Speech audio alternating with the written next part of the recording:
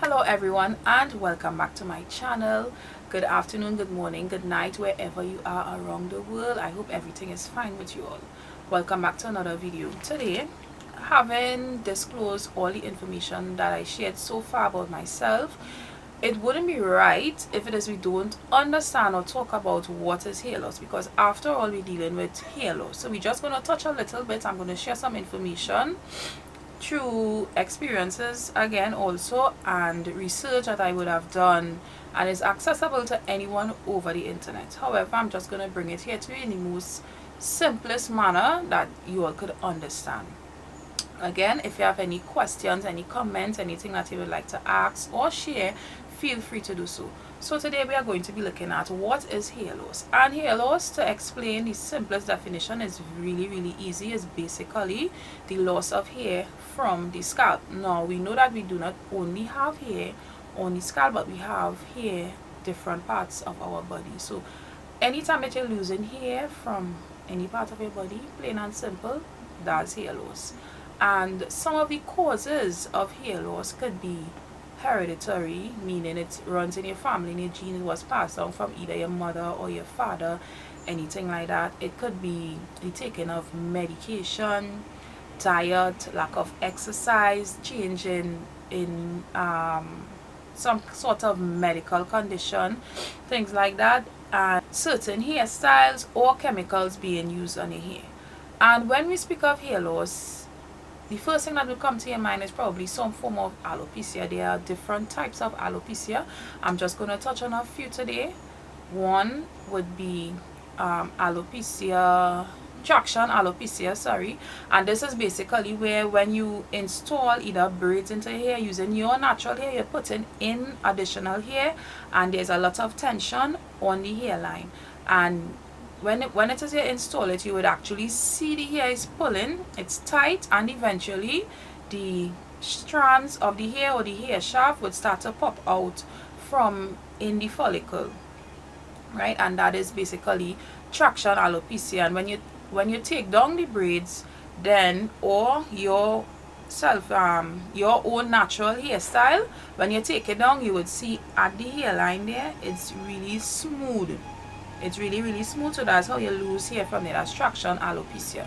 Then we could speak of alopecia universalis. This is when you lose hair from every single part of your body, be it under your arm, your eyebrows, your eyelashes, the top of your head. That's alopecia universalis. Then we have alopecia totalis. Given the word totalis, that's when you lose all the hair from on your scalp. And last but not least, the one that I would have spoke about in my first part of the hair loss story is central centrifugal cicatricial alopecia, shortened form CCCA. And this is when you lose hair from the center of your scalp and it expands outwards. So that's just to touch on a few of the types of alopecia in terms of hair loss. I want to explain very briefly another form of hair loss, which is telogen effluvium. Now telogen effluvium is basically when your hair goes through a cycle to grow, and I would speak about the hair growth cycle in another video.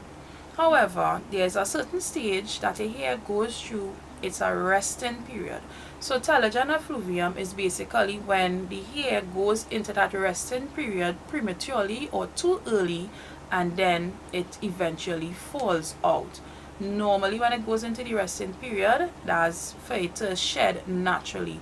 However, you have hair that is good or appears to be good going into that phase too early, and then eventually it falls out. So then you have excessive shedding or loss of hair. And some of the causes of telogen effluvium are very similar to some of the causes that I mentioned before. You could also throw in their childbirth, or poor diet, some sort of severe traumatic experience that you would have had, or a stressful event, things like that could cause that particular type of hair loss. Most of the hair loss issues sometimes could be caused by some sort of immunity problem in terms of your immune system functioning or hormonal imbalance throwing off the regular or normal functioning of your body, and this also could result in hair loss. Having spoken about that, I hope you all understand the few things that I highlighted so far. If there's anything additional that you all would like to tell me about, or any other cause that you know about or would have been experiencing or experienced already, feel free to share the information. It's all about learning on this page while sharing experiences and information. Right, so now we're going to touch on some of the things that we could do to prevent hair loss.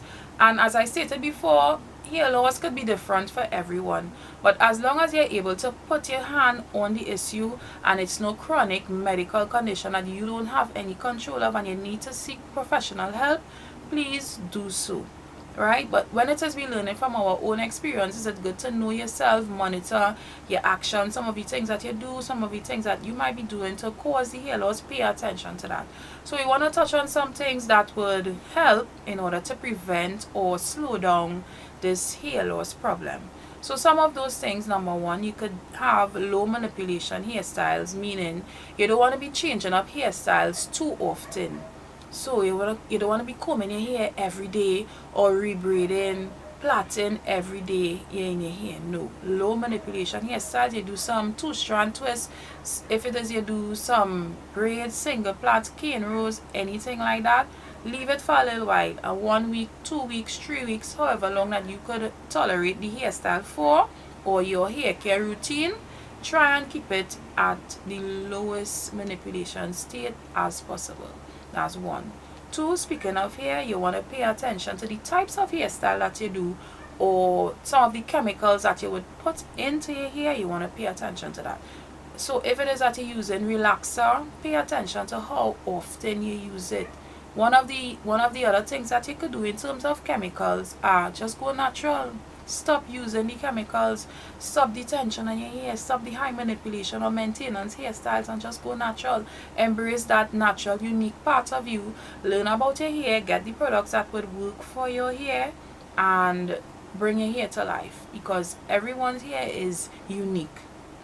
And speaking of products, another thing is that you can pay attention to the type of products that you put in here. Seeing that we're going down the natural hair road, you want to gear towards more natural products, natural ingredients, everything going down that line, so that when you put the nutrients into your hair, you'll be able to see a difference in your hair. You will get to know what it is your hair like, and some of the do's and don'ts in terms of choosing your products. Make sure always choose water-based products. Water is the #1 moisturizer for natural hair. After that, you just want to get something to seal in that moisture. So those are some of the things that you can do to set back on some of those hair loss issues. So today, some of the things that we would have covered are: what is hair loss, some of the types of alopecia hair loss. We touched on telogen effluvium, and I stated that I would go into that further when it is I'm speaking about the hair growth cycle. And we also touched on some of the things that we can do in order to slow down or stop some of the excessive hair loss or hair shedding. Again, this is a very short video. However, I would like to thank you all for being here. Don't forget to like, share, and subscribe to my channel for more wonderful videos coming. So having said that, I'll see you all here again for another video where I speak the truth. Thank you so much. Bye.